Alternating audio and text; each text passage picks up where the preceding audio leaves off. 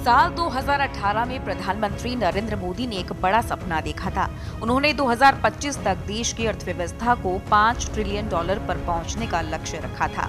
इसी बीच कई उतार चढ़ाव आए, कोरोना संकट और वैश्विक मंदी की वजह से अड़चनें आई, लेकिन अब भी कहा जा रहा है कि पीएम मोदी का सपना समय से पहले पूरा हो जाएगा। खुद सरकार दावा कर रही है, भारत 2025 के अंत तक 5,000 अरब अमेरिकी डॉलर की अर्थव्यवस्था बन जाएगा। जब मोदी सरकार 2014 में सत्ता में आई थी, उस समय इंडियन इकोनॉमी करीब $2 ट्रिलियन की थी, जो अब 2 गुनी होने वाली है। फिलहाल भारत की जीडीपी $3.73 ट्रिलियन की है और ये $5 ट्रिलियन की और तेजी से बढ़ रही है। इस साल भारत की अनुमानित विकास दर 6.3% रहने का अनुमान लगाया गया है।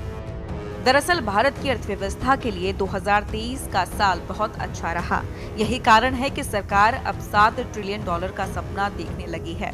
खुद प्रधानमंत्री नरेंद्र मोदी ने इसका ऐलान कर दिया है। उन्होंने कहा कि भारतीय अर्थव्यवस्था में ऐसी ताकत है कि आने वाले कुछ वर्षों में ये $7 ट्रिलियन तक पहुंच जाएगी।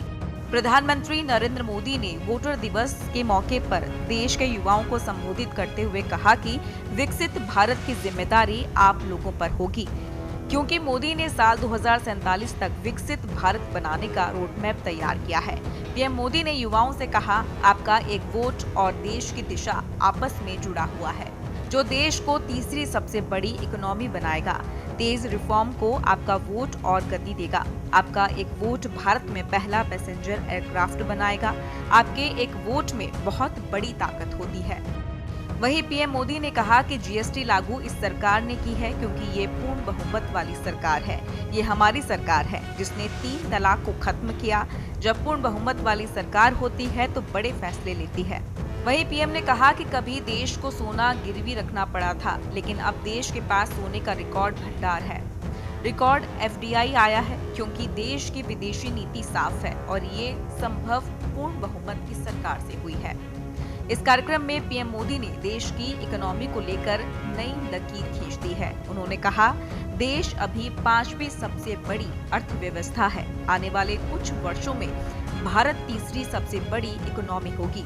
यही नहीं, आने वाले कुछ वर्षों में भारत की इकोनॉमी $7 ट्रिलियन को भी लांघ जाएगी। उन्होंने युवाओं से कहा कि ये लक्ष्य आपके वोट की ताकत से पूरा होगा और इसमें आपकी भी बड़ी भूमिका होगी।